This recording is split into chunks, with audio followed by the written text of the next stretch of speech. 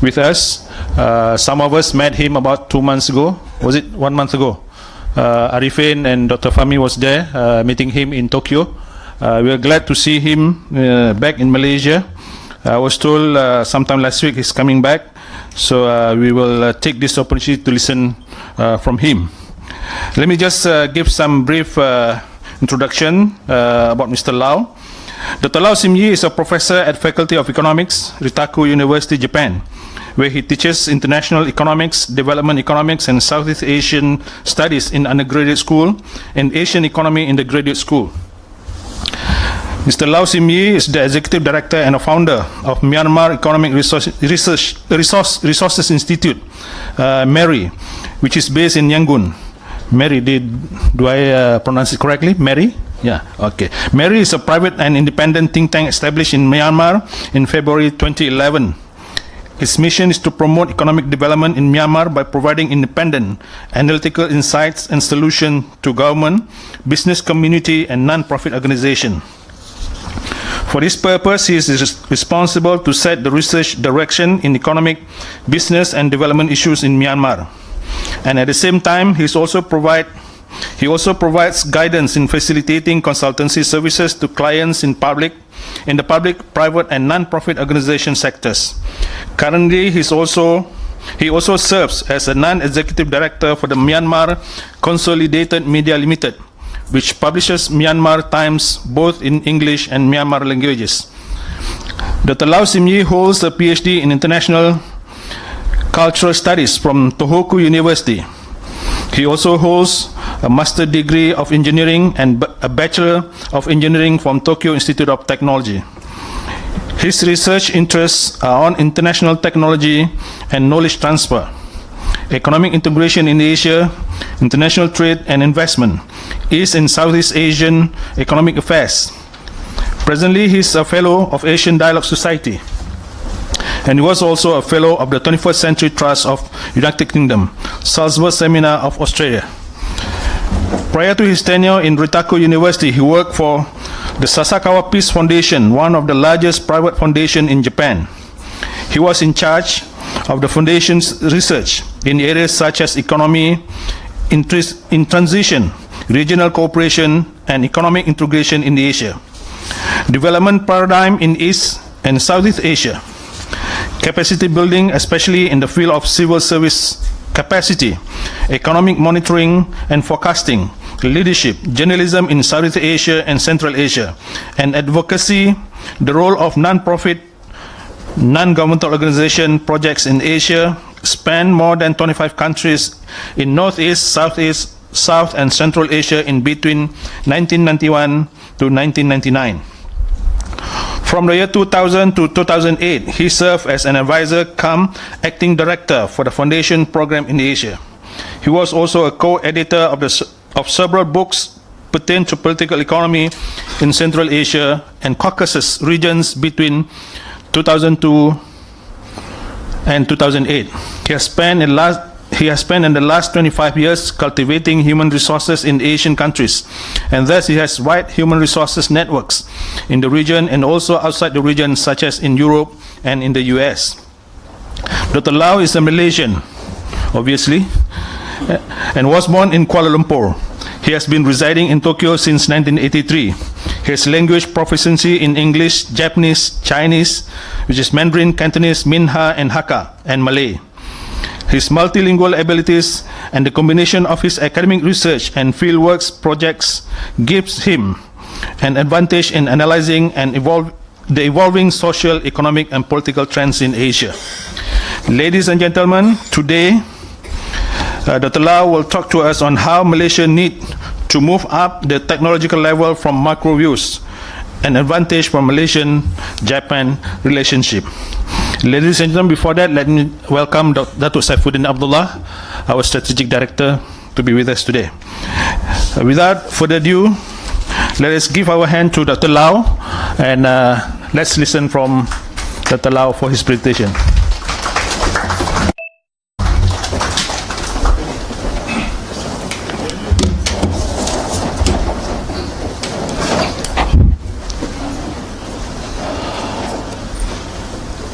A very good afternoon to all of you, ladies and gentlemen.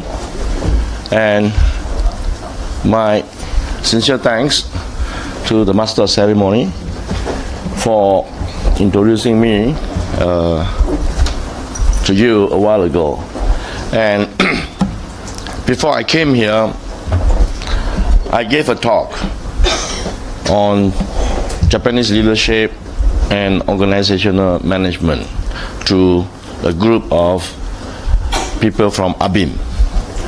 And during the talk, before that talk, the Master of Ceremony told the audience that although I am Malaysian, but I look like a Japanese. And I record what I say to those people, that in biology there is this term called genotype, and there is another term called phenotype.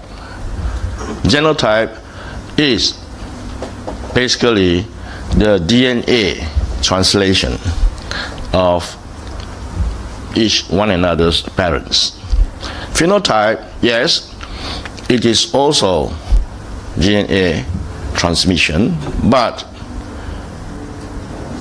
it is influenced by the environment. So if you think that I look like a Japanese, then it's a result of phenotype. But my DNA is 100%, Malaysian, and there's nothing can you change. You can change that, and just think that I'm a phenotype Malaysian in Japan. And have you heard about my brief background?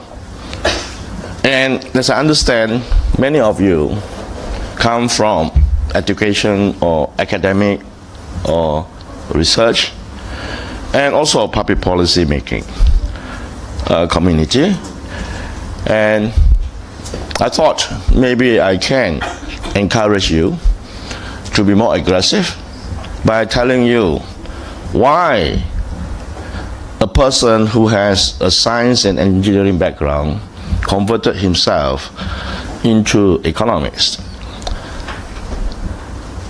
My undergraduate and graduate school master program in Tokyo was Tokyo Institute of Technology. It is the equivalent of Massachusetts Institute of Technology in the US.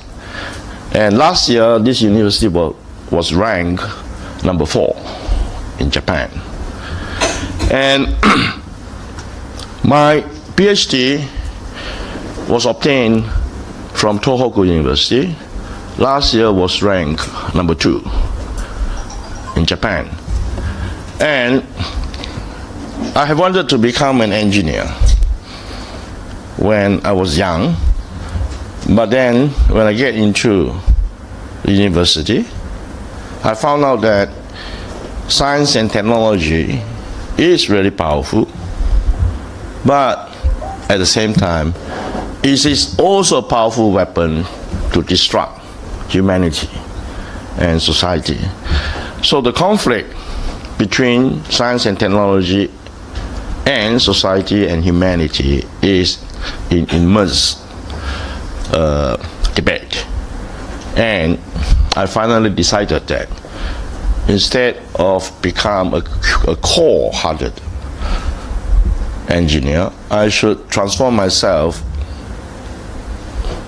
into a social scientist that reconcile the powerfulness of science and technology to the stability, prosperity, and peace of humanity in the society. And luckily, because of the engineering background, and any engineering students, and some of you here are, all right, everyone in engineering school is always strong in mathematics, and statistical analysis.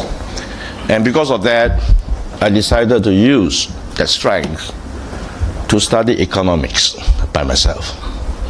And we don't study from Economics Principle 101. We just pick up a book from the library and flip through very quickly, because when we look at equation, we don't have to use a pen or a piece of paper.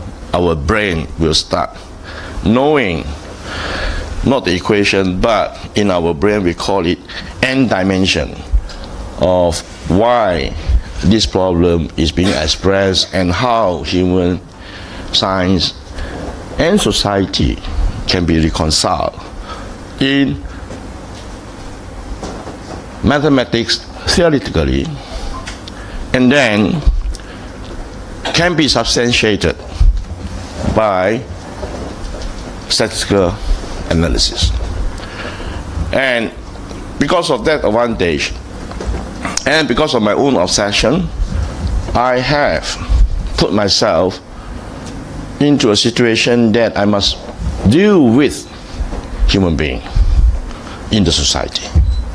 And I started my study in labor economics, because without job, you cannot generate income. Without income, government cannot collect tax for redistribution and certainly for public services, etc. And labor economics is not dealing only with the choice of leisure, time, and your wage. It is the balance of what is the optimal time that you want recreation, rest your brain or your body, and reasonable, comfortable income. And it is not simply the result of supply and demand. It is a result of a very complicated and dynamic interaction between employers and employees. And because of that, when we deal with labor economics, particularly unemployment, particularly the wage negotiation, it's all about political economy. It is not pure economics. And when we talk about wage in economics theory, as long as it is a profit maximization firm, the wage is exactly equal to the marginal labor productivity. If you receive a salary of 5,000 ringgit offered by IDE, which means you as an employee will add 5,000 ringgit worth of value add into IDE. And if 100 people are being employed in IDE, the total wages of these 100 employees is the total sum of value add produced by IDE. And that's why you don't receive your salary without negotiation. Either negotiation at the back door, under the table, you kick, or you shake hand over teh tarik. It's all, has an element of political negotiation. Not in the sense of, Shah Alam versus Putrajaya. All right? It is, in this building by itself. And as such, studying the behavior of employees and employers eventually broadened the horizon of why technology or science is important and how this productivity help to raise the wage and at the same time raise the per capita value add of every individual in a society, for example, Selangor, or for example, Malaysia as a whole. And because of my background and my obsession,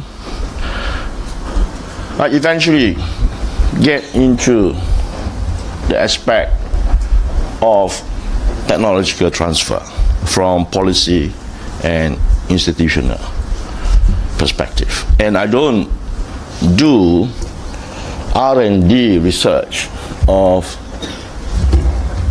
let's say, Apple company. And I also don't deal with the productivity rise of Toyota company. But I always focus on what are the factors, the drivers that help to strengthen the technological level of an individual, of an organization, whether it's profit-making or non-profit making, to a state like Selangor or to a country like Malaysia.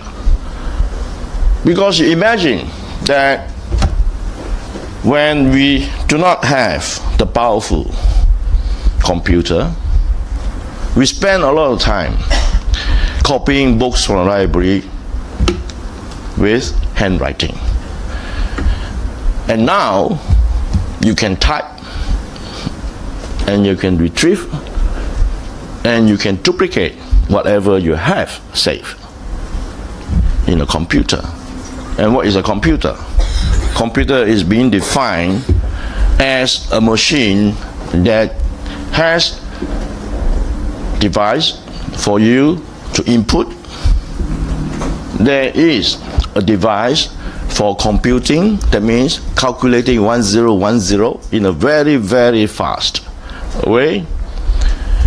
And then as a device for you to examine what you have written and input into the computer. And finally, a hard disk that will keep what you have written or calculated. And then with that, you can always recycle what you have said. And the talk this afternoon here was, I would say, a last-minute organized event, because my good friend, Brother Kairu, knows that I'm giving a talk in Arbin, and he has asked me whether I can come to give a talk at IDE. I said, yes, why not? And the only disadvantage that I have, facing all of you today is I did not have the time to have, let's say, 5 or 6 pages write up for you to read and for you to keep so that you can use it for reference. And what I did, because of the wonders of input, processing, output, and hard disk saver, that I can always recycle a lot of things that I have used, produced in the past 20 years. So I pull up a PowerPoint slides that I think contains about slightly more than 30 slides, which I will go over them and demonstrate to you why Malaysia needs to move up the technological level.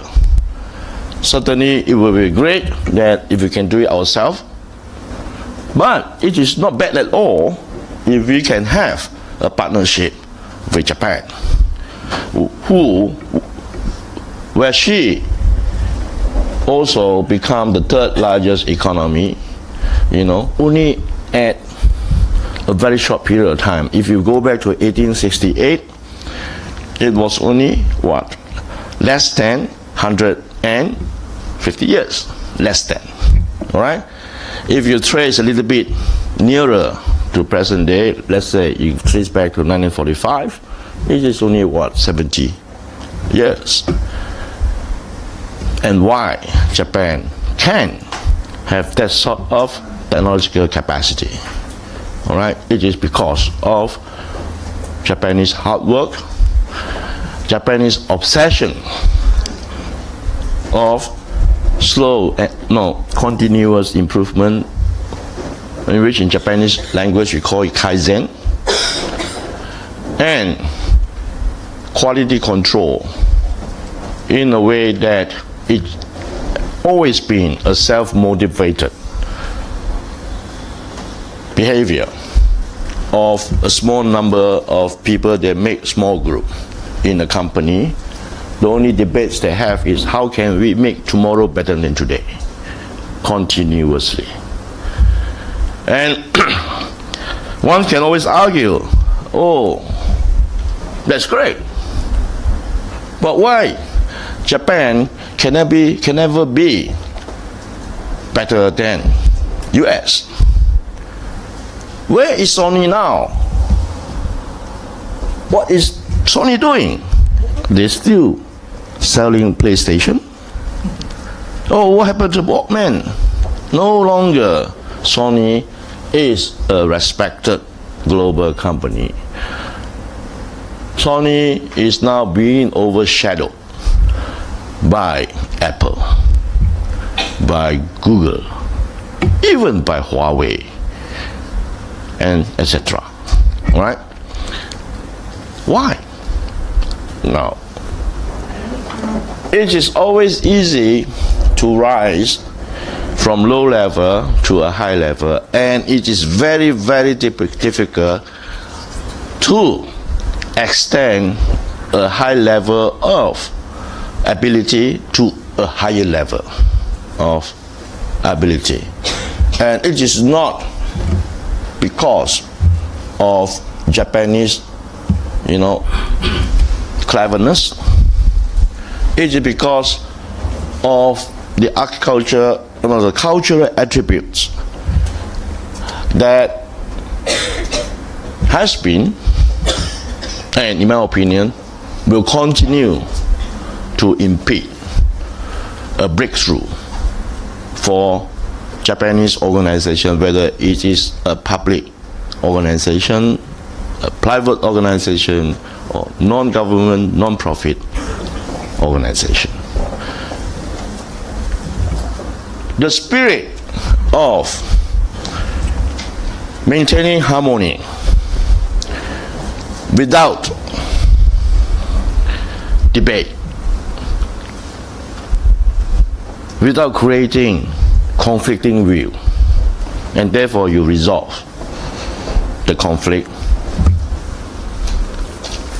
in my opinion, is very difficult to appear in Japanese society. Western society is always focused on conflict and resolution.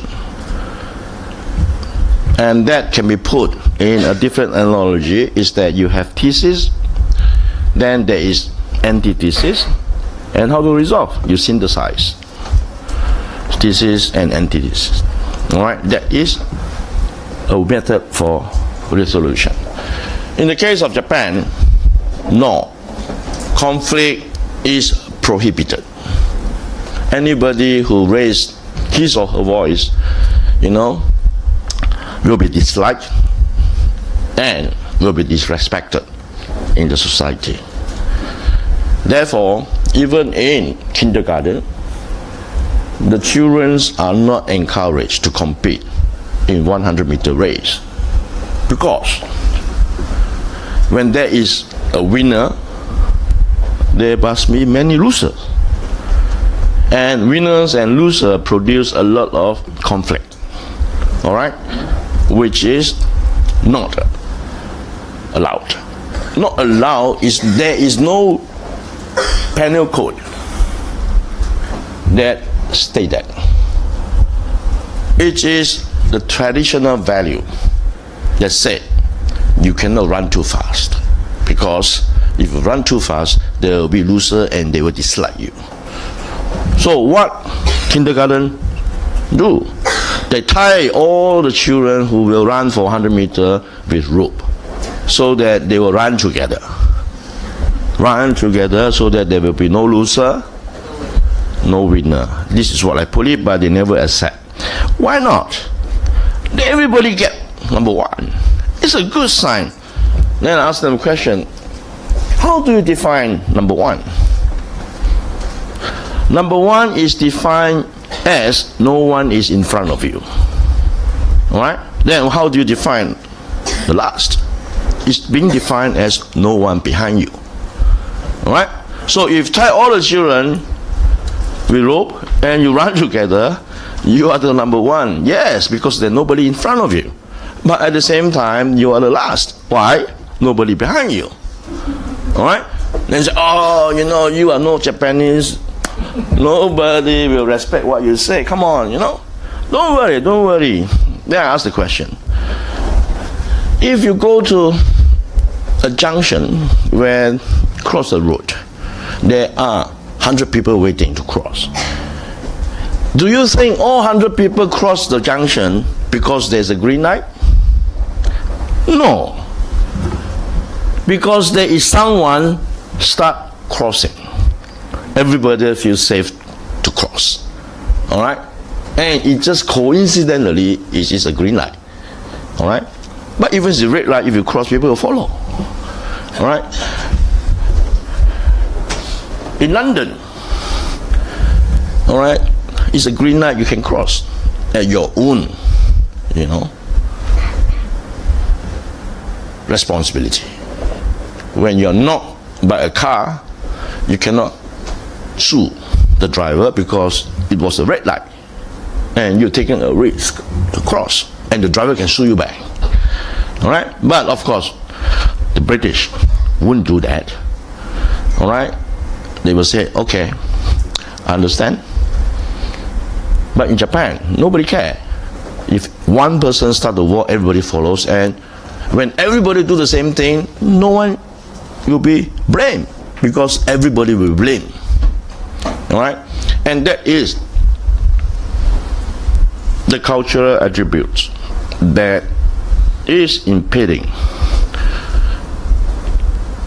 from pushing Japan,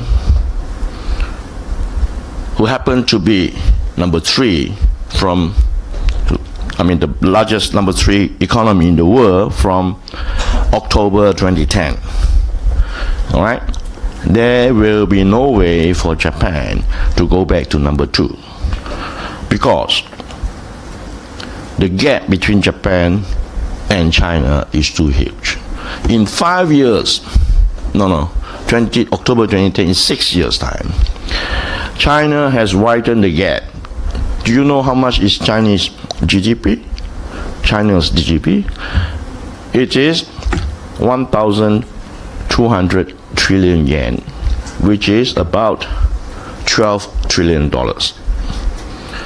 How much is Japan? It's 500 trillion, slightly 4.7 trillion US dollars. It's 2.4 times larger than Japan in 6 year time. Alright? And Japanese cannot do that anymore. You cannot expect Japan to have 20% growth rate. You will be happy just to see Japan is growing 1% every year continuously. But it's not happening. It's not happening not because of last year. It's not happening in the last 20 years.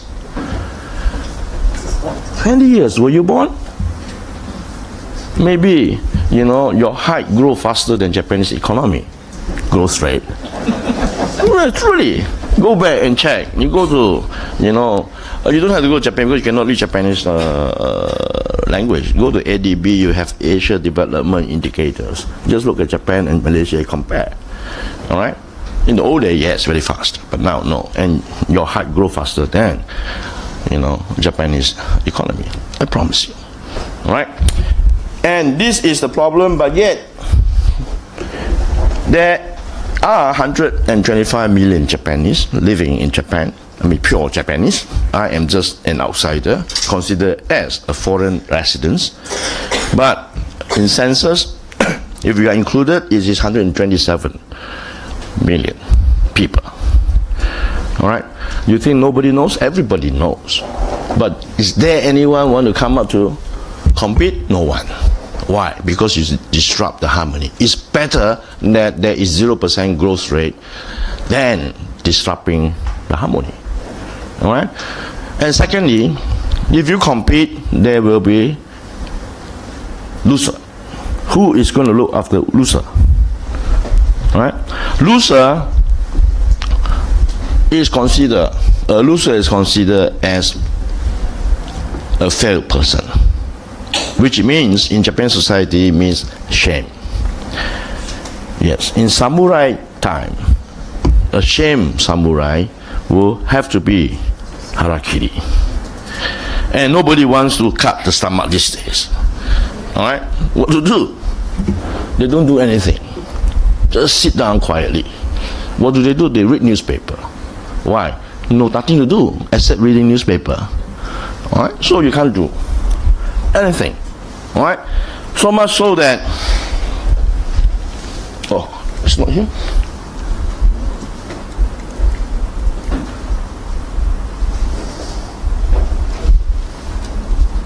Okay, the next one, is it not moving?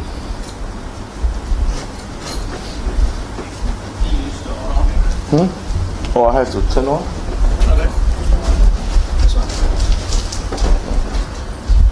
Okay. Okay.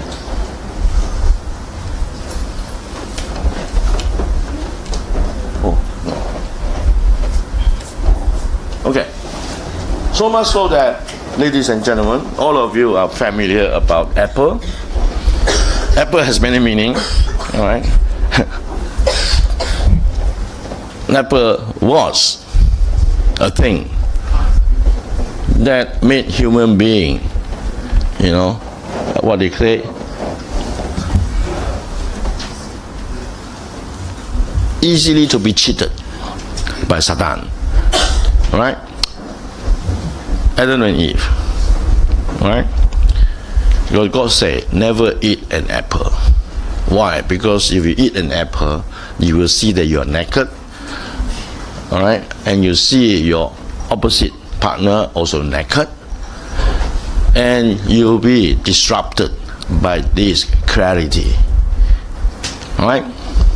So, but Adam did not care. He just wanted to have an apple. All right? And that is why, after so many thousand years of history, and there are people now saying, the Hollywood movie said, that somewhere in the world there is an organization hiding this apple. And this apple, if being in the hand of anybody, then the world will end very quickly, because it will make sure all of us they trust one another by telling the truth. All right, this is a movie in Hollywood. What was it? It's the Grids of Assassin. All right, it's a good movie. I will encourage you to watch. All right, and almost 250 years ago, Newton, all right, suddenly found the law of gravity, because he saw that apple came down from the tree. Why? Then he discovered the law of gravity. All right. Then 30 years ago, Stephen Jobs, who was, by the way, have you read Stephen Jobs' autobiography? Who was a vegetarian? When he was young, he only ate apple. Right? Never take bath, never wear a pair of shoes. Just like Indian, people. And he went to India to learn about Hinduism, all right? But then he realized that Apple is a logo that he can change the world, all right? And this Steve Jobs Apple really truly revolutionized our daily life. Any one of you who is not using a smartphone, maybe not 100%, but 99.5% of you here are using a smartphone. Why? Because it's so convenient. All right? My students in my lectures, when I give them an assignment, you know what they do? They pull out their iPhone, Wikipedia.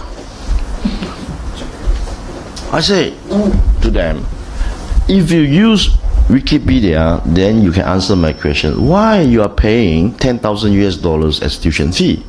Save that and Wikipedia at home. All right? And then you'll be a genius. Don't spend money. All right? Study at home. It is such a powerful tool, but most of what is being written in Wikipedia, trust them only 5%. The 95% just discard it. All right? You can ask how to choose. It's all subjective. You can choose what you like. What you see is what you get. All right? And that is the revolutionary, idea of Steve Jobs. And this is, he created iCloud. Now he's calling from a crowd to Bill Gates. Right? Hi, Bill Gates. Guess where I'm calling from? Right? So he's up in the sky, above the cloud, and Bill Gates is still in Seattle, working out how to sponsor a project. All right? 1 year, Bill Gates spent about $30 billion US. He has to spend $30 billion US because America law for a foundation is you must spend 5% of your asset. Otherwise, you cannot have the license to function as a private foundation. 5% of Bill Gates' asset is therefore $30 billion US. And you divided each by 0.05%, and you can imagine how much is his asset. It is $600 billion. And I think he is still the richest person in the world, Bill Gates. All right? And he is going to spend all his money before he dies. All right? And he also has a good friend, William Buffett, who donated 95% of his wealth, all right, to Bill Gates Foundation, supposedly to be Bill and Melinda Gates Foundation. And people ask William Buffett, why you're not giving your money to your children? Hey, come on, man, I have 5%, it's good enough for them. All right, they can live for generations. All right, William Buffett has about 580 billion worth of cash. All right, and these people make money not because of charismatic characters, all right, not because they are, they are politically connected, not because the God gave them the money, or because of their hard work and technology. All right, can Malaysia produce Bill Gates number 2? We'll see. Maybe in next 100 years, hopefully. But you can change the world. Maybe you will be one who become Bill Gates, Steve Jobs. Right? What's wrong? Nothing wrong. All right? Any one of you have the opportunity to take up the challenge. You have nothing to lose. What do you have to lose? Nothing to lose. It's either succeed or you fail. All right? It's better than doing nothing. All right? Don't be like Japanese, not to do anything because you're afraid to fail, which is shameful, which is expected in the society. Nobody care. All right? It's like, maybe people care in Putrajaya. Right? Surely people care in Putrajaya, but not in Shalam. All right? In Silicon Valley, today you are driving the most expensive and faster car in the world.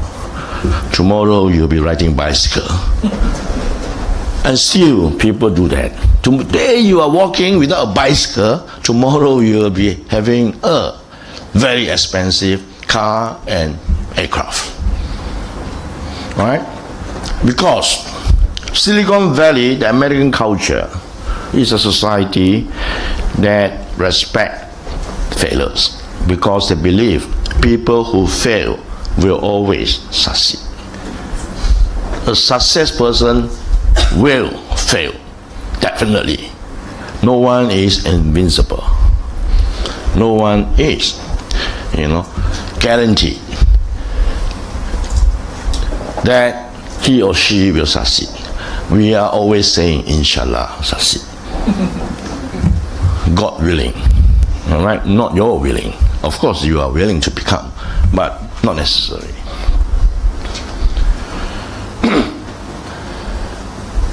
In America, you have Steve Jobs who said, I came, I saw, I conquered.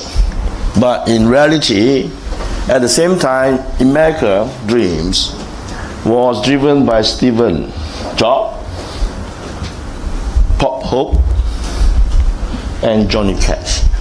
But in many countries, including Malaysia, there is no job, there is no hope, and there is no cash. All right? Hopefully it's not Malaysia. Inshallah. All right? Inshallah. But no harm trying to become Stephen Jobs, Pop Hope, and Johnny Cash so that you have hope, you have a job, you have a hope, and you have cash. All right? And how to do it. And that's very important. How to do it. It is not everything. One of the most important factor or element is science and technology. I'll bring you through why I urge that Malaysia has to move up to the technological level. All of us know that if you go to Kopitiam or you go to Teh Tarik, there are so many manufacturing factories, they are hiring a lot of foreigners. Burmese, Indonesian, Bangladesh, all kinds. But they are only getting 1,000 ringgit of salary because that is the amount for minimum wage. 1,000 ringgit, how much? Less than $250 US dollars. All right? I had an office. I still have an office in Yangon. I have a secretary who comes to help me 3 times a week. I pay her $300, which is more than any foreign workers that work in Malaysia. Why? Why? Simply because the company want to sell cheap product, not sophisticated product. They just want to sell cheap product. All right? And this is in nominal price. We see that in 1989, where per capita GNI, gross, is actually should be per capita GNI, right? Gross national per capita GNI, per capita gross national income. It was 5,600 ringgit, all right? And 25 years, a quarter a century later, it was 35,300 ringgit. Leave aside the constant price, but nominal price, because nominal price is your psychological feeling of your living standard. All right? How much is 33,000 ringgit when you convert into US dollars if the exchange rate is 2.4 ringgit to a dollar? And how much is it if it is 3.6 ringgit to a US dollars? And now, what is today's rate? Is 4.45. Obviously, ringgit has gone up, but if you convert back to US dollar, it has declined. It has declined. Why? GNI is aggregated terms of value added produced, by everyone in 1 year in this country. And if you convert it in US dollars, it has declined. So we look rich in ringgit, but actually we are poorer in US dollar. Right? If some of your friends or maybe your own brothers or sisters are studying abroad, if you are supporting them, every day you curse Putrajaya. Why is it going down instead of going up? Look at our good neighbor country, Singapore, who has always maintained consistently the strength of Singapore dollar. And what is the exchange rate now? It is about 3 ringgit to 1 Singapore dollar.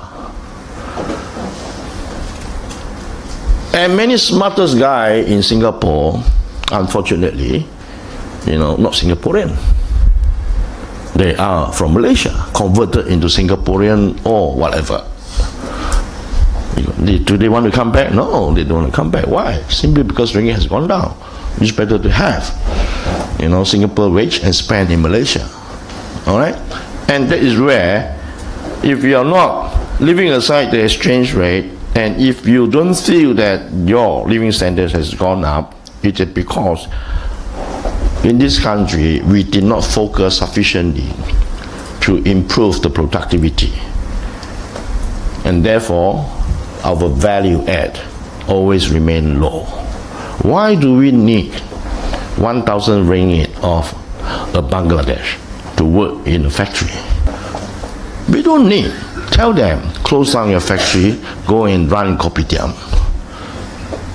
The more you have all these cheap labor foreign company, cheap labor, all right, supporting Malaysian company or foreign investor just to maintain the sake of, every day we have 4%, 5% economic growth rate. But can you imagine, in the last 2 years, exchange rate has gone down 25%. No way. On top of that, you have additional 6% GST. All right? Do you have, all of you have your saving in EPF? Don't trust them.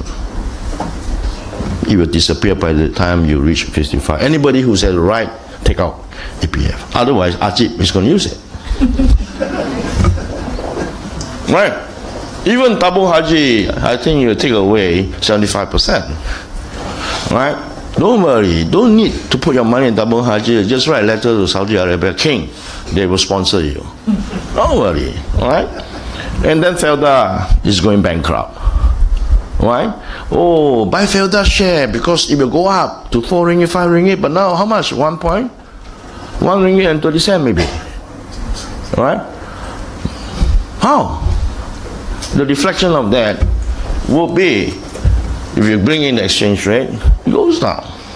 Alright? And because there is no labor productivity enhancement, that's why there is no incentive for any company to make additional investment. Investment not only in equipment, it also includes investment to train, to upgrade your employees. It can be a short-term training, it can be a long-term training, it can be their own initiative in-house training. whatever it is, but the result must be the rise in productivity. Which means a rise in labor productivity means you are improving the value of marginal labor productivity, which is equivalent to your wage. Without the rise of marginal labor productivity, your wage will not go up. Alright? But if you're happy, boleh lah. Alright? Tak payah tukar. Bukan, tak payah ubah. Right? But we cannot be happy about that. And look at labor productivity. We are not going to very sophisticated statistical analysis. It is just only a division between the value add and the employed person. So it is in theory called labor productivity. Alright? You can see, oh look, I thought this is, this big one comes under this one. This comes under others. Other means anything except agriculture, mining, manufacturing. All right, and it looks it's on the upward trend. All right, of course, because GDP is growing 4 to 6% over time.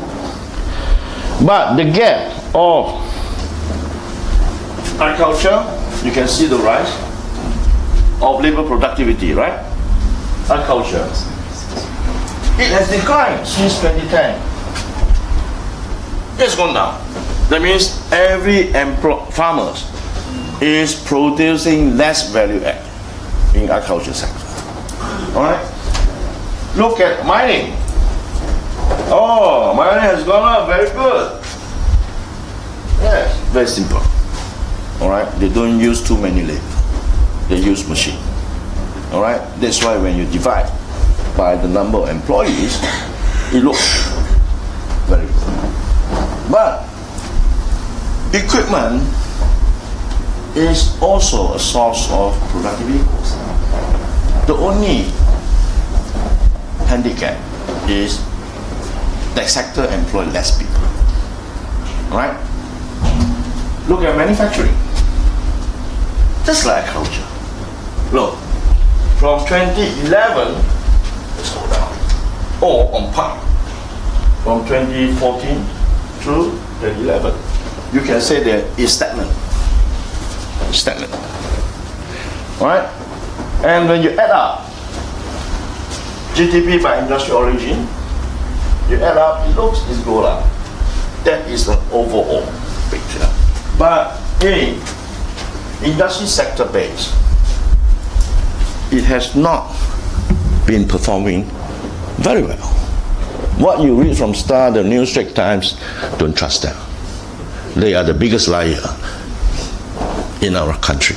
It is not the statistical office. It is the writers that simply write an article without responsibility. All right? Don't trust them. It's internet world. You can get access. You don't have to get to the statistical office. Go to ADB, World Bank, database. It's all easily retrievable. I did not collect this from Malaysian statistical office because I never trust them. I collected from ADB. All right? So, this is the situation. Look at GDP expenditure. Basically, it's private final consumption, government expenditure, investment, inventory, and export minus import. Right? And if you look at expenditure on GDP, which is this big one, then you look at private consumption. Per capita seems to be increasing. And if you go to government consumption, not much change, particularly from 2011 to 2014, which coincidentally was the period where Ajib started to lead this country. I say coincidentally, all right, because there must be some, some Wi-Fi that we cannot receive, they will catch what I say. Right? That's what I say coincidentally. Right? And export of goods and services, no. Stagnant. Right? So you can argue, hey, wait a minute, expenditure on GDP per capita is improving, so everybody supposedly to have a higher salary, correct? And that's why they can afford, all right? Not necessary. Because there is no point saving. It's better to spend instead of saving, because your money will be taken away one way or another without your notice. Just disappear. Don't trust EPF, all right? Don't trust Tabung Haji. Don't ever buy Felda, all right? Because it is not the market demand and supply that determine, the value. It was, being distracted by what we're supposed to say as a competition discipline. Right? There were no competitions in, unfortunately, our country. All right. So if you will just compare labor productivity, which has shown that if it is not growing very fast or stagnant, then it is very difficult to explain that we are in an economic environment that gives you higher salary. No. And if you look at the expenditure per capita, we can, hypothesize that instead of saving, salary remain the same. Instead of saving, spend more. Right? And that is the present situation. It's not created by me. I did not lie to you, but it is the result of data not created by National Statistical Office. It's created by Asian Development Bank. All right? If you don't trust me, you can go to World Bank and retrieve the same information, and you do arithmetic yourself very easily. All right? It just took me about less than half an hour to do it. All right? That is why my argument, and I insist that we must push for productivity goals. All right? It is a question of, do we do it continuously, or can we have some genius that suddenly emerge and bring up the economy suddenly? It is not either or. The answer is both. You need to have continuous innovation, and you also need to have, positive, destructive creativity. All right? I'll put positive because everybody will think that destructive creativity is something that undermines the process. No. It is a leap ahead. All right? It's a jump. Okay? We need both. We don't choose either or. All right? It is both. And doing so, all right, we need to look at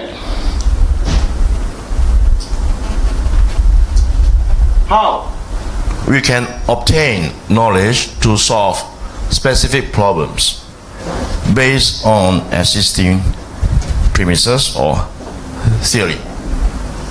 Right? But that is not enough. We also have to continuously challenge to think out of the box. Is there any new paradigm that we can bring in to discard the old theory? Right? And that requires a lot of courage. Not necessarily we require 32 million Malaysia all do the same thing. As long as there's more, numbers of Malaysians doing learning 2, the rest do learning 1, it will be good enough. We are not choosing either one. And we do both.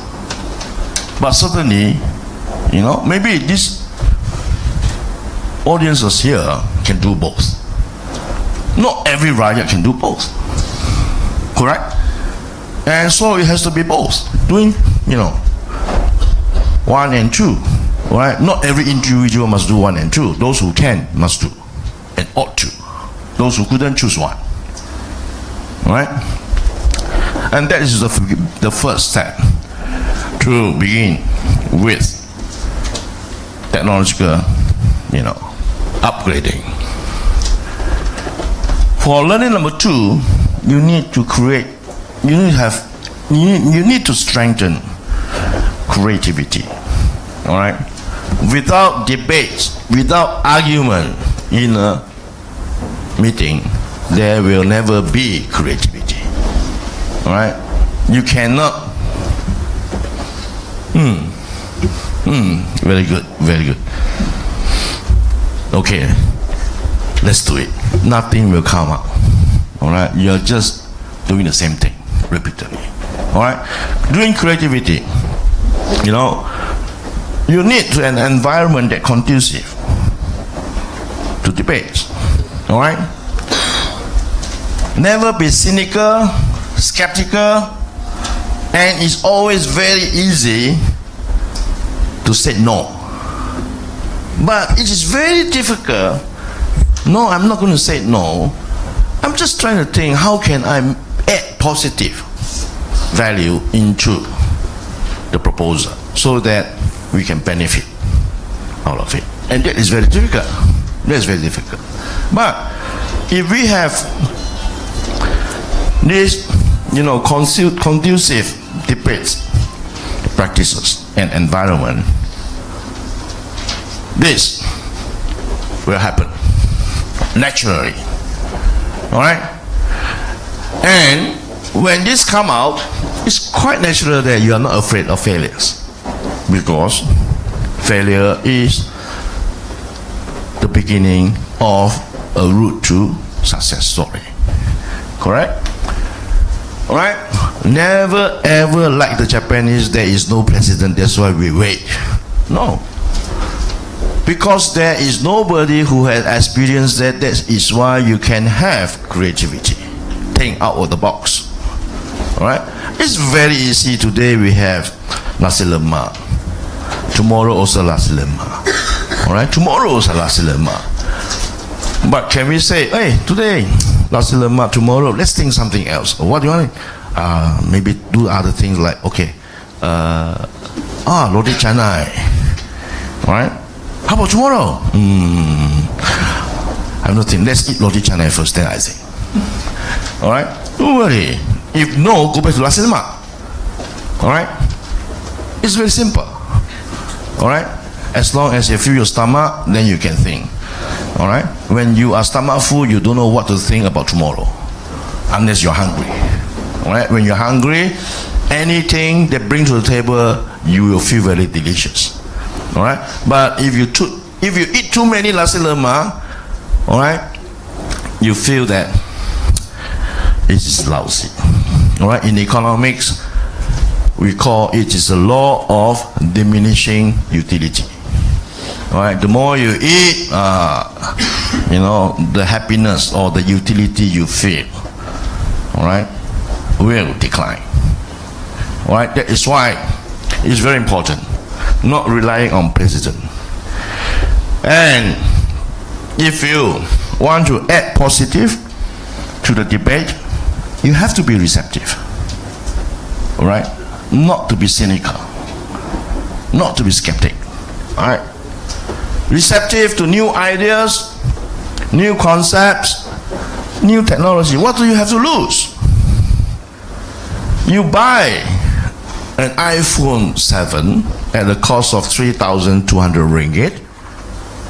This is a big investment, but you know it's going to pay off. Why? You can, treat people everywhere you go, 24 hours a day, anywhere you are. All right?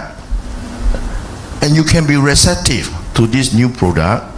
Why not receptive to new ideas, new concepts, even new premises?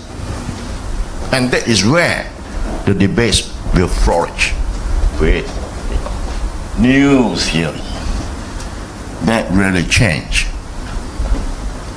your outset. Your view. I encourage you to read this biography of Stephen Jobs. You will find it very, very interesting and inspiring. All right, why Stephen Jobs can be the person who revolutionized our daily life. It was not Bill Gates. There is this cartoon in the internet. Just find Stephen Jobs cartoon. There is this cartoon. Stephen Jobs come down from heaven and have a chit chat with Bill Gates. And Bill Gates asks, "Hi, Steve, how is your heaven?" "Oh, very nice. There is no gate, all right, and there is no windows." Bill Gates, no answer.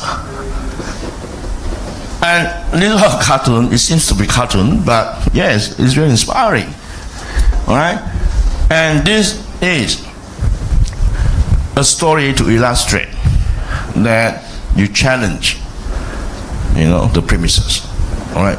Have you ever thought if you put Bill Gates and Stephen together, what kind of conversation they will flow? Nobody ever thought Stephen Jobs would say, "Oh, the heaven is very good because there's no fence, no windows, and no gates." All right. It is Bill Gates. Because Bill Gates is not there, that's why Stephen Jobs enjoy. All right. Oh, Stephen Jobs, Bill Gates cannot, refute to that statement. It is about technology. All right. And very importantly, interdisciplinary approach. It always has to be interdisciplinary.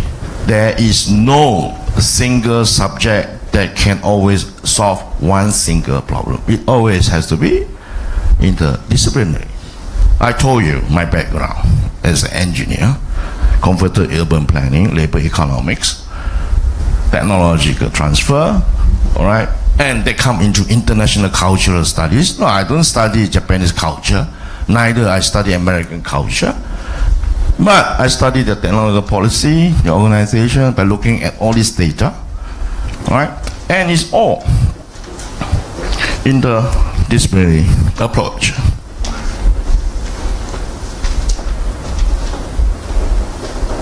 There is another way of enhancing continuous improvement and creating or strengthening creativity capacity. It is what in Japan that we call a company is always creating knowledge. This creation of knowledge is done by employees and employers together. All right? And in an organization, there always has a hierarchy where the very small, narrow tip of that pyramid, is occupied by CEO, chairman, very few people, and the bottom are, normal employees, and the middle layer people is manager, more are manager, and that middle level managers are very important because they bridge between the bottom and the top. All right, and in Japan, it is known. It's not written here. This is written here. Japanese company are neither top down nor bottom up, but middle up and middle down. These middle levels of manager are always between the age of 32 to 42 years old. If you cannot get into that category, you can forget about your future to become a board of directors. Out of questions. All right? And it takes a freshman to spiral out to the top 35 years. Yes. If you graduate from University of Malaysia or UNICEF at the age of 22, you will only become a CEO when you reach the age of minimum 57. Minimum. And the longest time that you can stay is 2 times 2, 4 years. And it's very competitive, right? But Japanese competitiveness is not debate, bang the table. No, the Japanese, is very nice, smile at you. Oh, I have no dispute, and then you kick his back, without hurting yourself. All right, and it's very difficult, and it is not science. All right, it is interpersonal relations, which is not science, which is art. Only people who study Shakespeare can understand why Japanese harmony can be maintained, Japanese management can be managed without a leader, and decision making, nobody take initiative. Who decide? Everybody. Who disagree? Everyone. Then how to decide? The air decide. Because the air says so. Nobody has any disagreement. The air decide. You were not there? That is your problem. It is your own. Irresponsibility not attending the meeting where everybody has agreed. That is your problem, right? It's always like that. In Japan, you want to go up, I teach you. Who decide? Everyone. I did not know because you were not there. You absent yourself. That is not a problem. Your problem. All right. Who disagree? Everybody. Huh? Why I was not informed? Because you were absent from the meeting. He cannot fight. Then he go ask people. People say the same. Then finally, hey, don't talk too much. Why? Who decide? The air decide. All right. There is a Japanese saying. All right. The air decide the process. You never throw water into the air. If you throw the water in the air, nobody make decision, and then it just continue as a process of consensus building. It can continue for years. All right, which is why since 1989 until today, Japan economy averagely has not grown more than 1%. You grow faster, all right, including your height and your weight, than the Japanese economy in the last 25 years. All right. I graduated in 1991. All right. Until now, I've been watching this trend for 25 years. And of course, I compare with Malaysia, and I was wondering Malaysia why it's not doing that. I get very angry when I heard that we are hiring foreign workers for 1,000 ringgit simply because that is the level of minimum wage. All right, and that is a big impediment from Malaysia to get better. There is this word called middle income trap.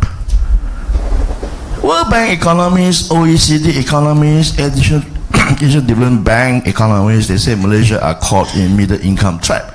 There is no trap. If you are trapped, you don't grow.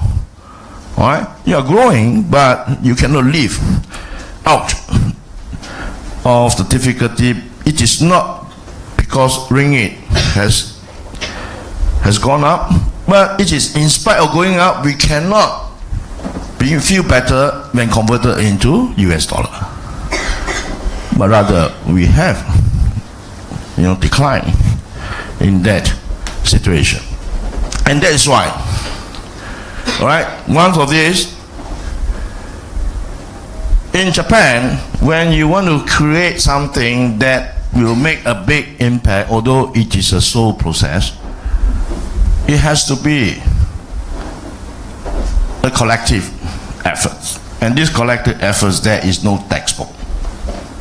You don't have a specialized, how to make creativity or knowledge creation 101 textbook. No. Then who knows? The air will tell you. The air will tell you. By how? You start with, all right?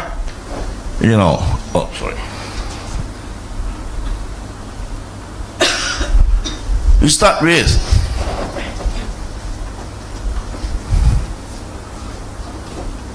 taxing knowledge. Taxing knowledge is something that you cannot document. All right?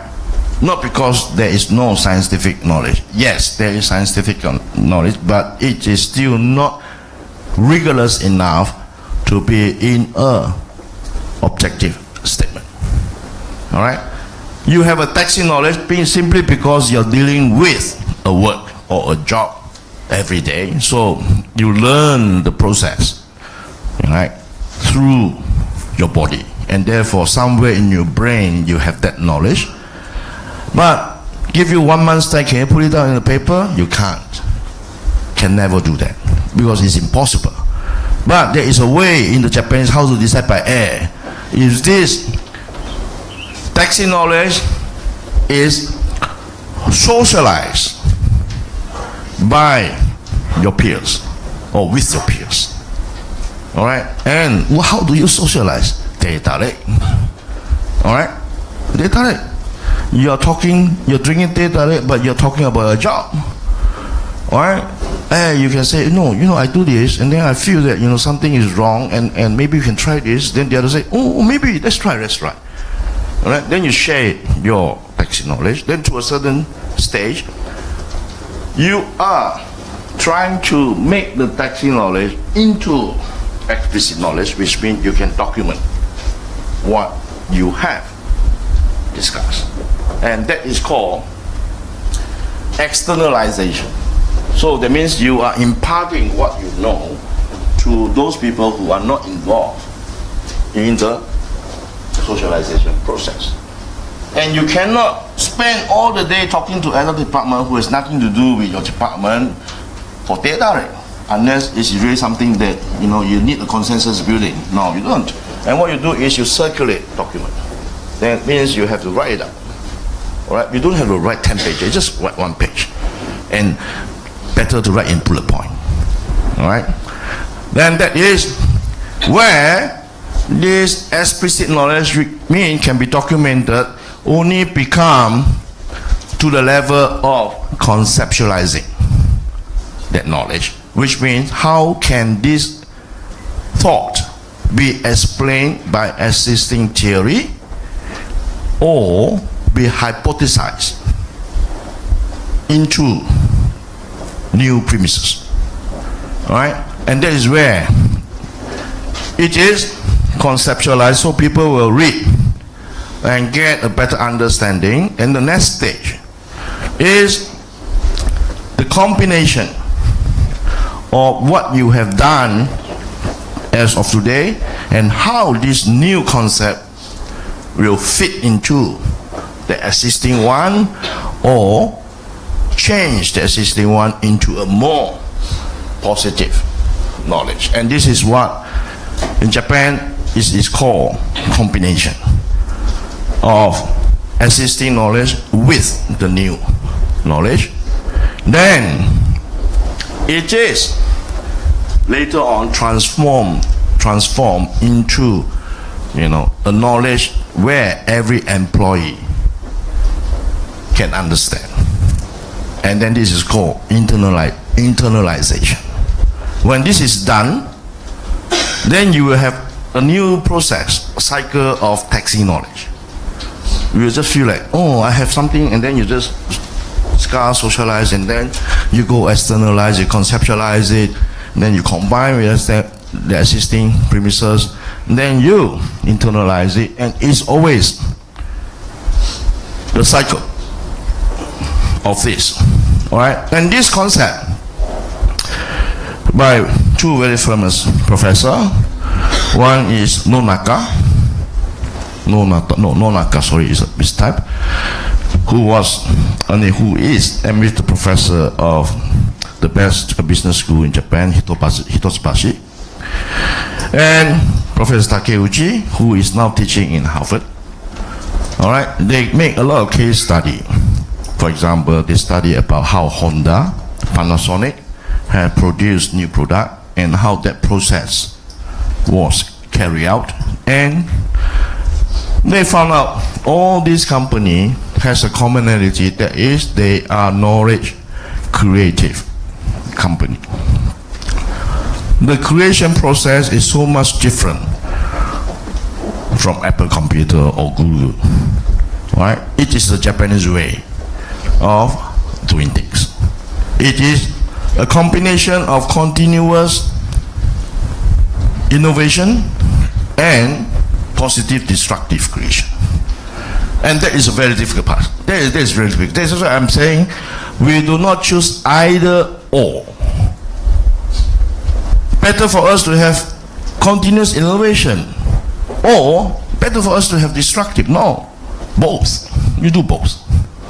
All right? Because that is the most realistic way of doing better thing in a shorter time with collective efforts. You cannot do. Oh. Sorry.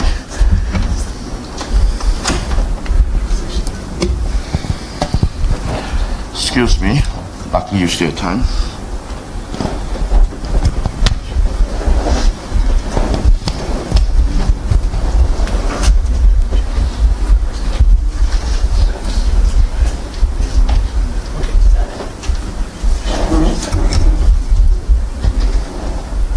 Is the other way around?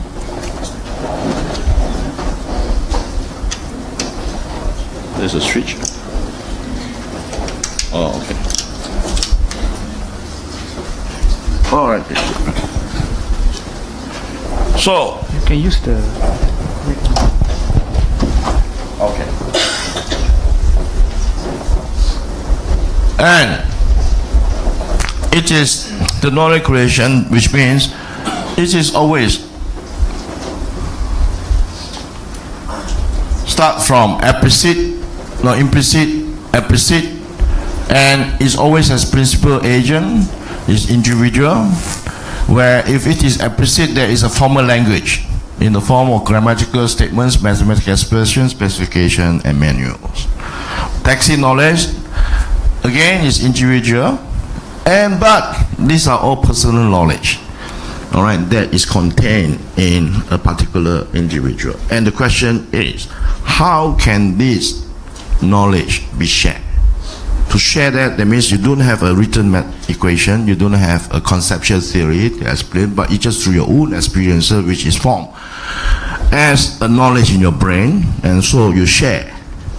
And then by discussion, you codify that tacit knowledge into explicit knowledge. Can Malaysia do it? I'm sure we can do it. Right? It is that we have never paid serious attention. We can do it. We have the ability to do it. It's just that it is not being organized, productively and efficiently. And there are more details that what actually constitute and influence the knowledge conversion process. All right, you have socializing, tacit to tacit. That means everyone is in the same department. They have this tacit knowledge, so they're sharing with one another. So you socialize, and then so the first step is what we call tacit knowledge accumulation, and then we try to compare. Is there any other company also having the same thing? All right. Then, how about within the organization? Then, how can we transfer this tacit knowledge into explicit knowledge? That is externalization. All right. Which means here, from tacit to explicit, and from there on, then it is able to codify the knowledge. Then from the second stage, you get into the combination. All right, that is from episode to episode. The existing one and the new one, how to combine them together, and that is acquisition and integration. Acquisition means you acquire the new one, and then you integrate with the existing one. Then followed by synthesizing this new merged knowledge and process it so that it can be widely applied across department in an organization, and consequently eventually it will be codified and published, be shared with your competitors. All right, and internalizing again what you really created into a taxi knowledge. Again, you go back to the first one, is personal experience, real world knowledge acquisition, simulation, experimentation, virtual world knowledge acquisitions. All right, these are all the factors, but the details are written there. Of course, I will leave a soft copy. I already left that in the computer, and then you can ask IDE for a copy of a soft copy of that. Because you're registered, they have your email. They'll be able to disseminate to you, and you have my email address. If you go in the first slide, you can always send me questions or follow up clarification if you wish, and do not be hesitant. And enhancing communications the Japanese way. Japanese people are very long in talking. All right. They will say, yeah, I agree, and then the other one will say, but. Then this guy will say, oh, you say but, I also had but. It's just only but, you know, they drink a few cups of teh tarik and they're tired. Okay, tomorrow again. There's a continuation. There's a communication. And they will always start, in the case of Japan, all right, informal setting, inside and outside. All right. Then the manager will ask every subordinate to write a daily report, and you don't spend more than 5 minutes right there, and you don't write, you know, more than 200 words.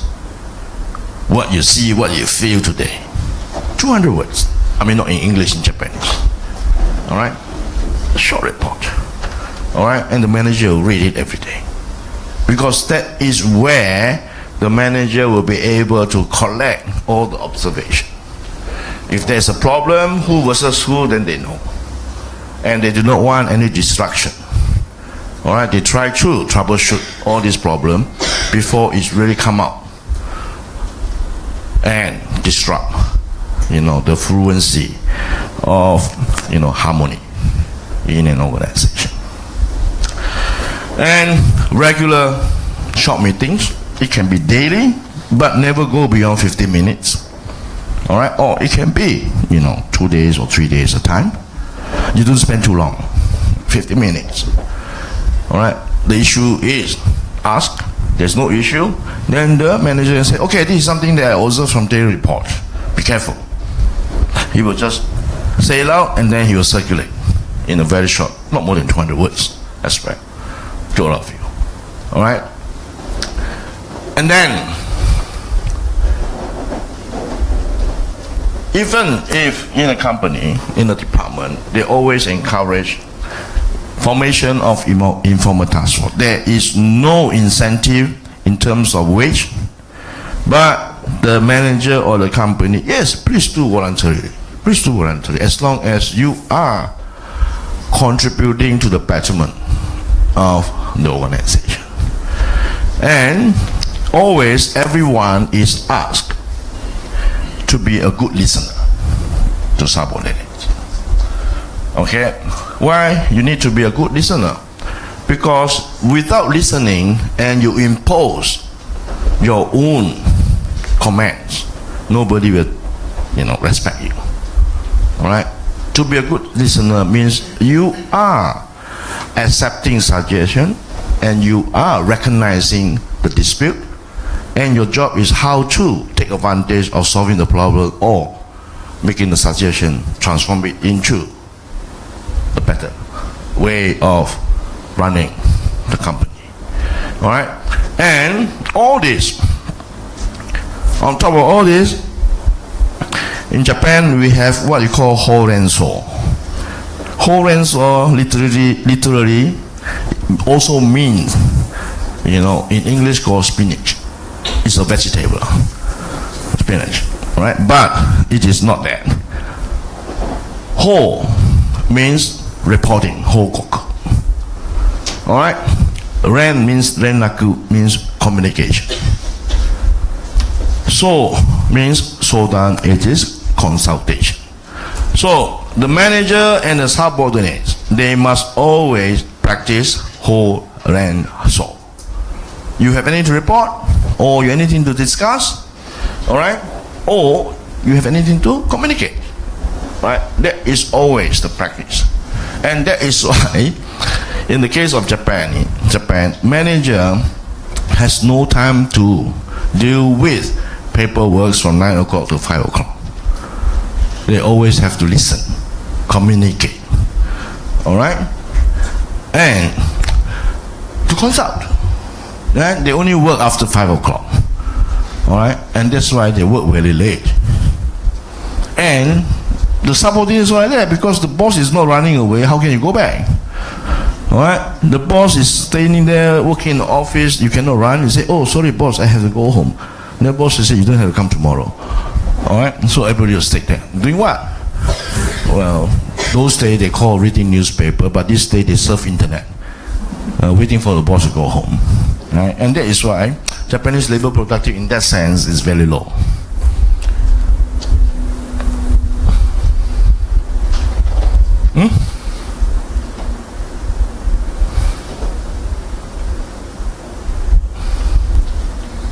Okay. Enhancing productivity in the case of Japanese way. A lot of things. Primary activities, activities that you must deal with immediately. All right. Common activities are activities that we share together. And automation, if you already categorize what it's a routine, you automate it so that you don't put too many useful resources into something that produce very low productivity. Automate it and you just run by itself. All right, and then outsourcing.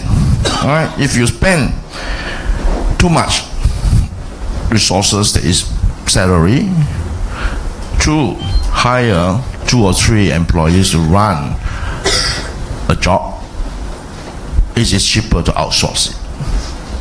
All right, because you don't have to worry about salary, you don't have to worry about their pension, their insurance, and sometimes their distraction. Outsource is better. And these are, the representatives way of how Japan's company or organization strengthen their productivity.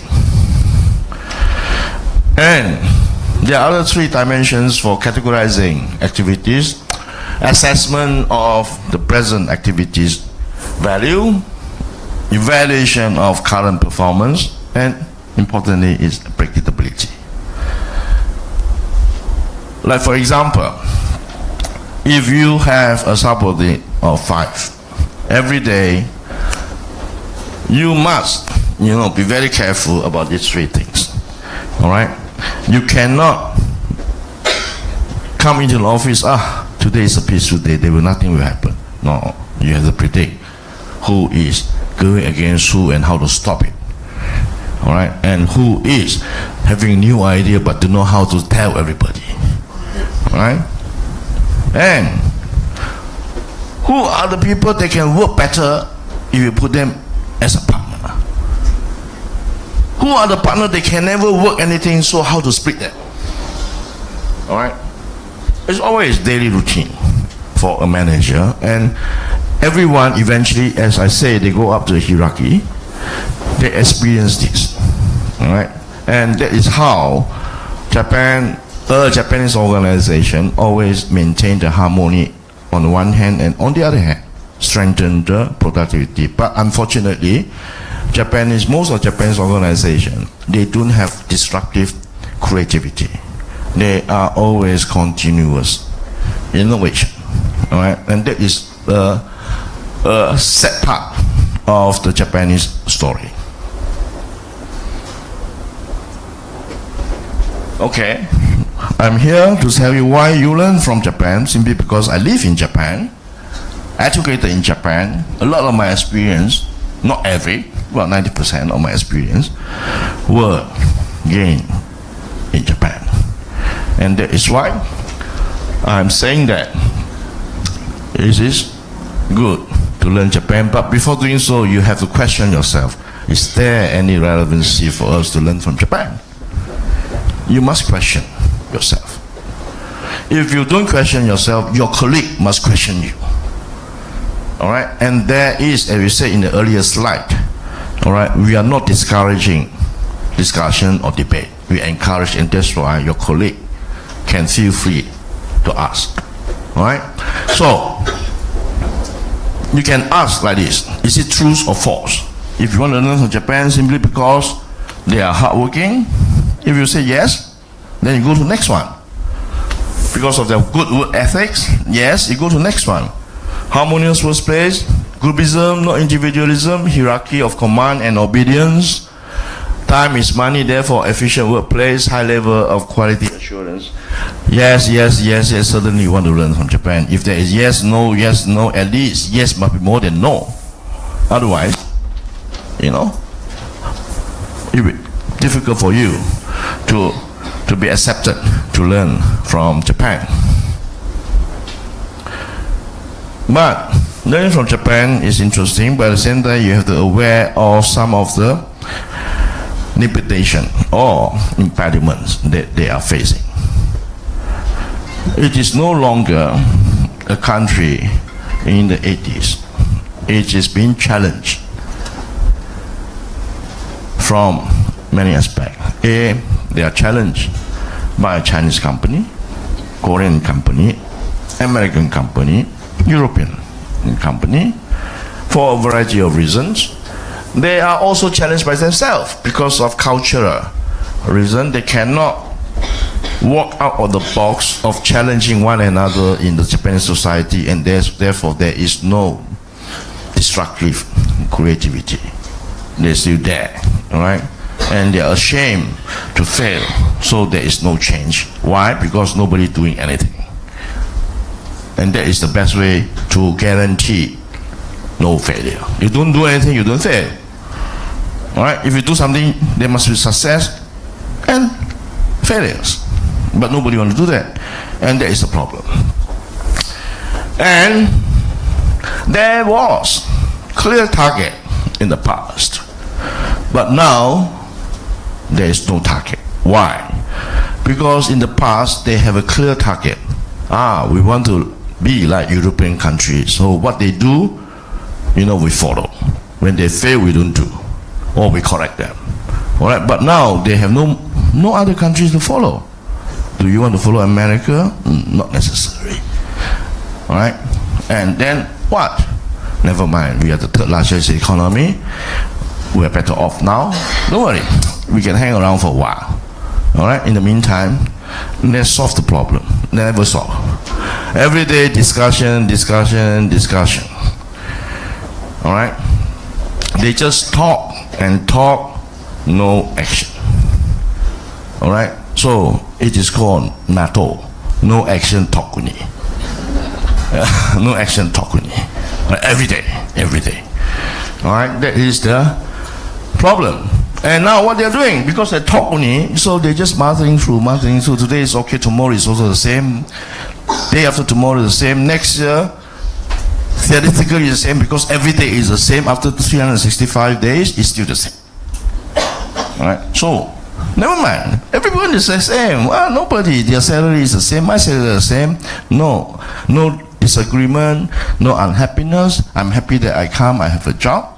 Alright, I have my salary. The salary never goes to his pocket because it's transferred into the wife account. Alright? When every day he come out, the wife give him 700 yen, which is about 28 ringgit for one day. Alright? And what a pity.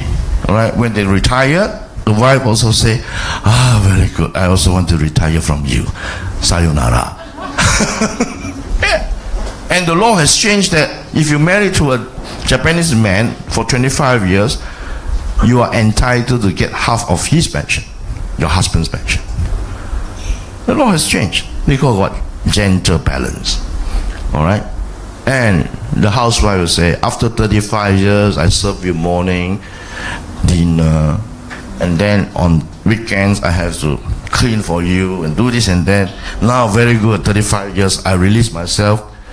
Good. I am going back to my hometown. All right? You look after yourself. Don't worry, you don't have to cook. Go to 7-Eleven. Okay, this is 1 month expenses. There you go. All right? The guy was shocked. After 1 month, the wife sent a letter. Now I declare that I am entitled to half or 50% of your pension. All right? Whether you like it or not. This is my entitlement according to this law. They are doing it. Very sad. Well, Japanese competitiveness, I just want to run quickly. That culture produce, yes, but there are no strategy in international market. You look at Japanese apple, they are so delicious. They cannot sell. They do not sell. The rice, so delicious, expensive. But they thought Asian countries, people are poor, cannot afford to buy. So ignorant. So ignorant. All right? And manufacturing, they think they produce the best product. No more. All right? No more. They don't produce the best final product. They produce very good intermediate products. All right? All the cars, parts and components, many are produced by Japanese. All right?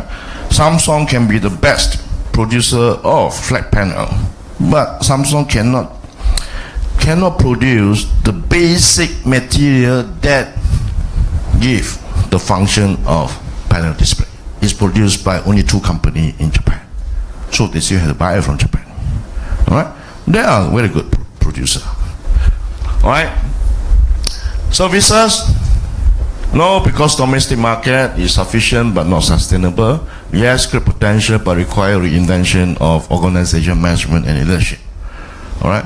Great potential, but also, of course, great challenges. Look at hotel management or services. You don't have to go to Swiss. You don't have to go to New Zealand to learn. It is such a small 7 million population. All right, what is there to help about services? It's just like a waiter and waitress. You wait and therefore you collect your tips. Right? In Japan, no. They really welcome you with the bottom of their heart and treat you so nice, you don't have to give them any tips. They are so happy to make you happy. And some of you who have visited Japan, you feel that. All right, the greatness of Japanese services, but the Japanese, unfortunately, they don't know how to sell their services. So if any one of you who believe the Japanese services are good, all right, you can bring them over to Malaysia. And they will be a very good people to help you grow with excellent services, and therefore you learn from their knowledge. Okay, coming to the final part very quickly. Because I'm talking about technology upgrading and you require Japanese partnership. Alright? And this is a paper that I written a few years ago with my PhD students, and it was published in a journal created by the Faculty of Economics in University of Malaysia. And it is an analysis of Japan as the front runner and also an investor in Malaysia and in China.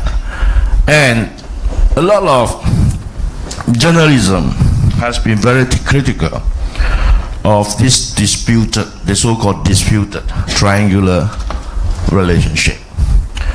But we pose the opposite view. No, it is not conflicting triangular shape.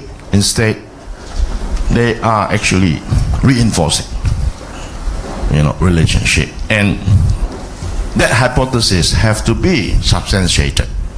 What we did was we get into trade statistics, and we did two calculations. That is what the first one was called review comparative advantage. This is the only methodology that can analyze which industry has a comparative advantage. The other one is called intra-industry trade. Intra-industry trade means if it is an electronic industry, then it includes, like for example, computer.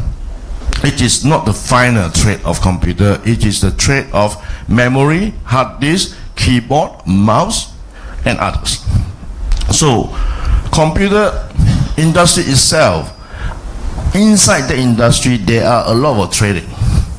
All right, export, import between the trade partners. And this is one way of strengthening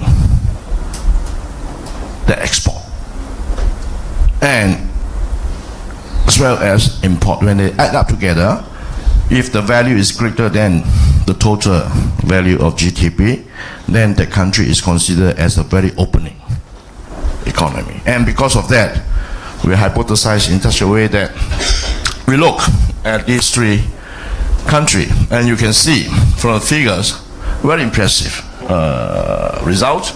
And then we did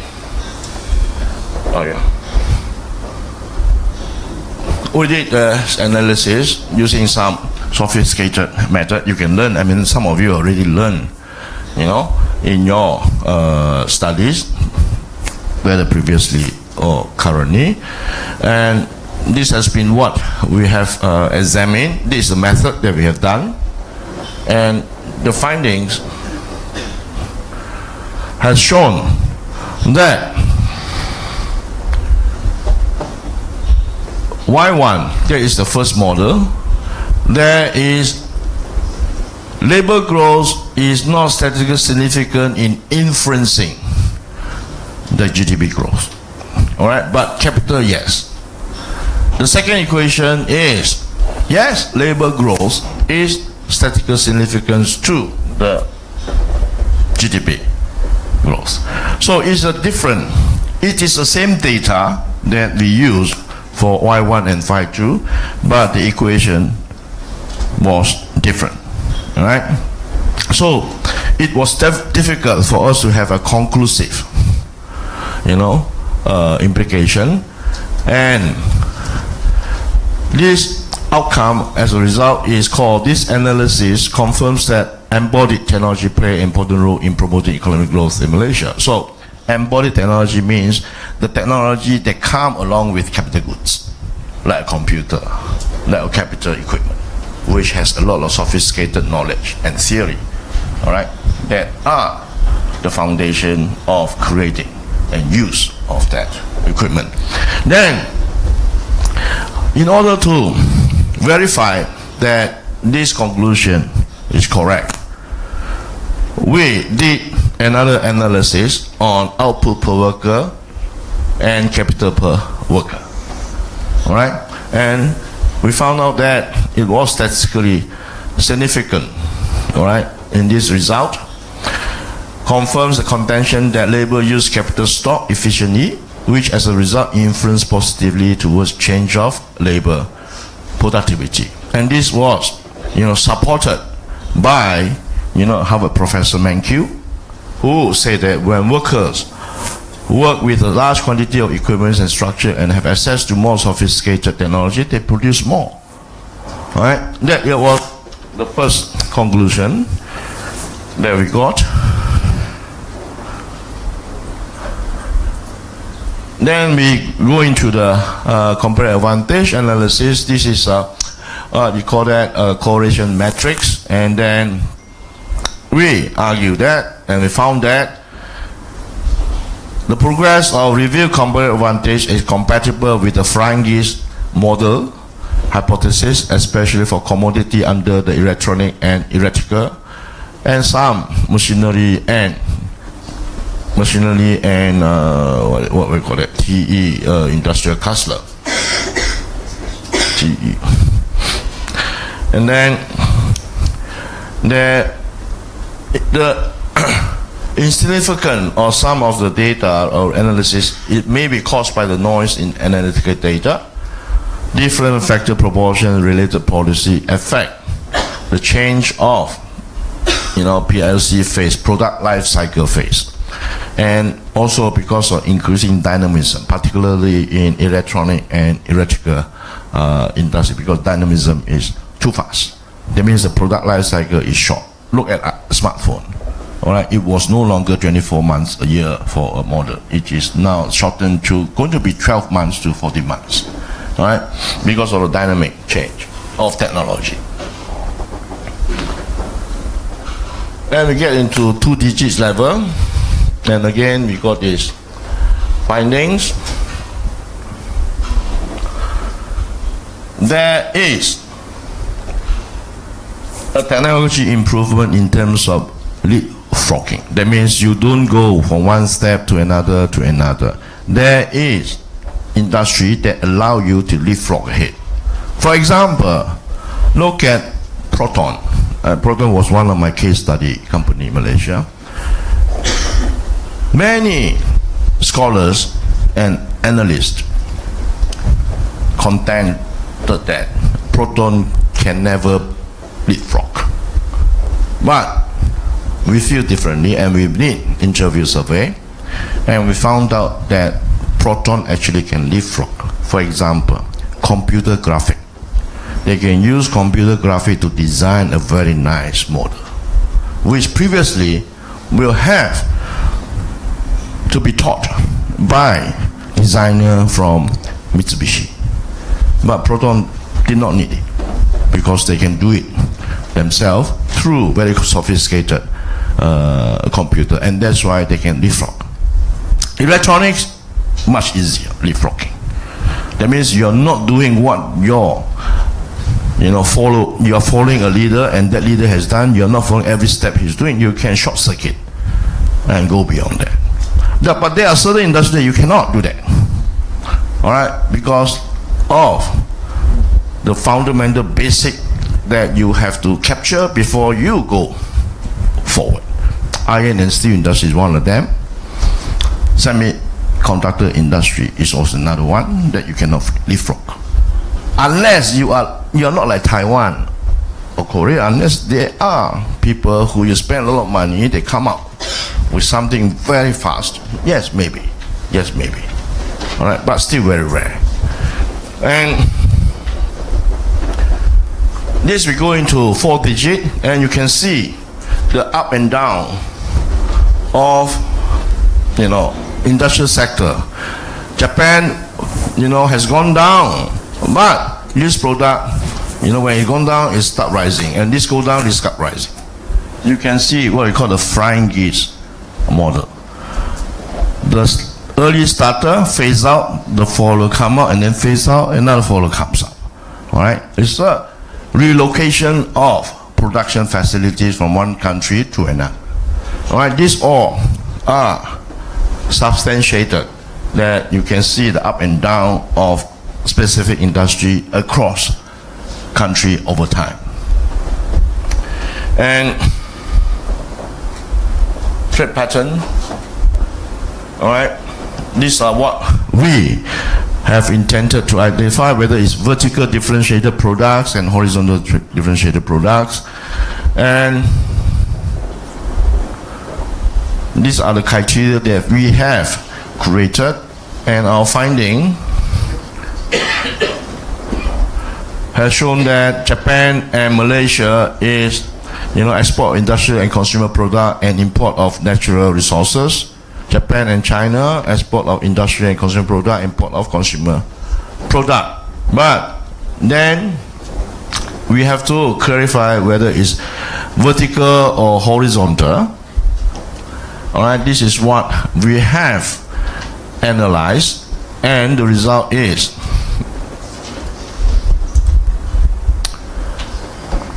because Malaysia, as a pro-investment and pro-trade policy country, the national comparative advantage and output growth seems to be too dependent on FDI, and it still is. All right? With the emergence of attractive countries like China with low production cost, there will be an increasing intensification of competitions. All right? This FDI driven is actually basically for export-oriented policy. They are very good, but then the flying geese model is the relocation of entire sector seems to be an impediment for persistent growth, high growth, right? But you know, a new set of policy regime can maintain the sustainability of national output, but it requires higher growth of labor productivity and therefore higher investment efficiency and diversification of industrial activities. All right, and this is where, and always I say, 1,000 ringgit hiring foreign workers, foreign worker is not worth, because it just capture ourselves in a low value add forever. Even though our per capita income has risen in ringgit Malaysia, but it will be affected because of the decline of exchange rate, and we are, you know, caught in the situation. It is not called middle income trap, but you are not having a attractive development. What is okay? And the second conclusion for policy implication that we draw is Malaysian manufacturing activities are highly concentrated. The concentration even greater than that of Singapore. Malaysia has a liberal investment regime, efforts to lure the inflows of FDIs. Israel too concentrated in E&E. Under a rapid process of economic integration, diversification is constantly necessary for sustained progress of economic growth. And what I say from the beginning to the end is exactly what my topics of this course, this talk is. The need of technology upgrading in Malaysia, and how can we take advantage of Malaysia and Japan relationship. You know, I feel that there are so many Japanese companies in Malaysia that did not emphasize sufficiently on bringing the local Japanese company, you know, to a higher level of productivity. They insisted, and they still insist, to hire cheap foreign workers. All right. Unfortunately, Putrajaya is not doing anything. All right.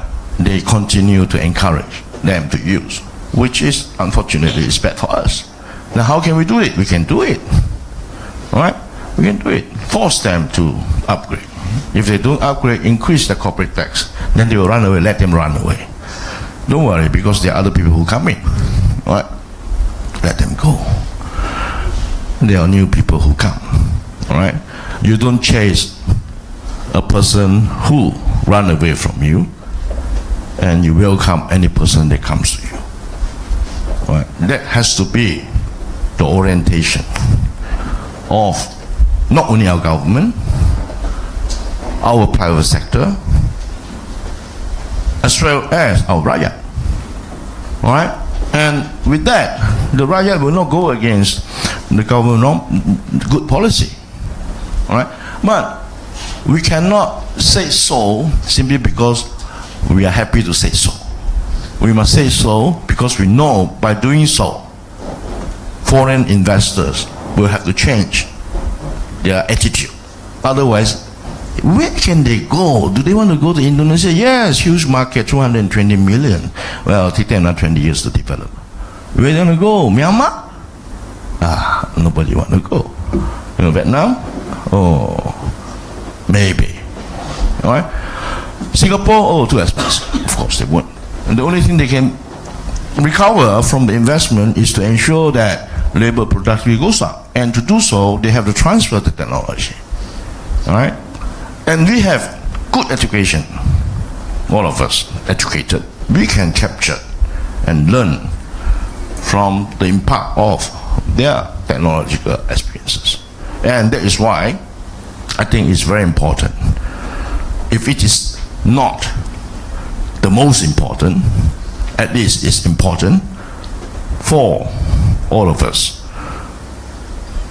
to push for that direction. I mean, I can imagine that if I talk to Dr. Sri Azmin Ali, can you send a letter to the chairman of Japanese Business Community Association in Kuala Lumpur, come to see me next Monday at 12 o'clock. 15 minutes is required. When you come, give me a letter. If you don't do so, in 3 weeks' time, please leave our country. How exciting it will be. All right? He will get panic. All right? He will get panic. All right? He will go to Putrajaya, and Putrajaya cannot do anything with Selangor. All right? I mean, it is not right.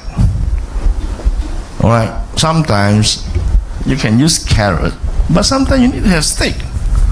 All right? It's carrot and stick. All right? You give them good tax break. Sometimes you use stick to make sure that they came. And in fact, if you go back to the library, search Singapore Economic Review in 1980s. In 1980s, there are a lot of pieces published in those days about how Singapore has forced Japanese or foreign company to upgrade their technological capabilities. And how do they force them? If they do so, Singapore government say, we will provide you human resource training fund. All right? If you don't do so, we tax you more. You choose. All right? Yes, there are a lot of documents written in those days. And Malaysia can do the same. All right? And the objective of doing so is we want our productivity to be higher so that we have higher wage, therefore better living standard. And so much so if we can do ourselves, but of course not easy to do ourselves. We need supporters, we need partners, and you cannot be convincing enough if you don't use your stick. You just give carrot, you get rabbit. All right? Just like you give them peanuts, what you get? You get monkey. All right? It's like that, the world, the reality. All right? Give carrot, you get rabbit. All right? You give peanut, you get monkey. You stick, you get Japanese technology. Correct? That is what, I'm advocating. And I will be very much happy again to come back and to discuss with you what is the next step. All right? And with that, I thank you for joining me today. It is really a great privilege for me to be able to share with you my own experiences, not only in terms of academic output, but equally important is from my own, real life experiences. Of some of them came into the observation which I put them into the PowerPoint slides. And IDE has a copy of that.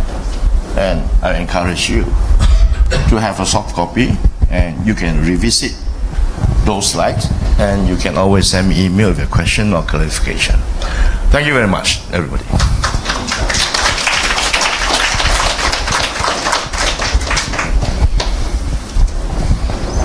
Now, of course, I can take a few questions. Thank you very much, Dr. Lau Sim Yee, for such an enlightening and scholastic presentations. It's very eye-opening sharing of experiences. We are running out short of time, but we will let some of you ask a few questions. Let me just scan through the halls. Put up your hand if you have a question to ask, so that we can gather all the questions, and then Dr. Lau will answer them in one shot. How many of you would like to put some questions? Anyone? One, two? Do I have another one? Okay, let's take 2 questions and then Dr. Lau will answer both of them in one shot. Then we take a break before we adjourn our session today. Go ahead.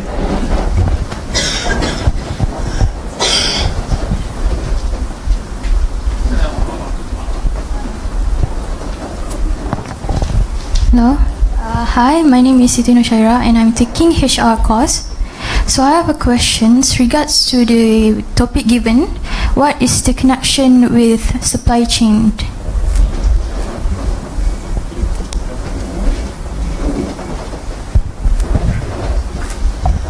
Hello, Dr. Lau, Fahmi, Economic Advisor's Office. I think that your topic is very interesting in the sense that you're leveraging everything on the need for technology. We at the state, I think we understand that. But I think we are fed up, and like seriously fed up, of playing catch up with technology. Because I think number one is it changes ever so frequently. The federal government has fallen into that trap enough times. In Selangor, we have to be doing something different. So when we talk about technology, what sort and what type? I mean, are we looking at another Apple kind of aspirations, or are we looking at more E&E stuff, developing hardware and machines to support the technology industry? What sort? So I think some of your thoughts on that would be very useful as we craft our way forward. Selangor propelling Malaysia to a higher level. Can I continue from the last question, specifically on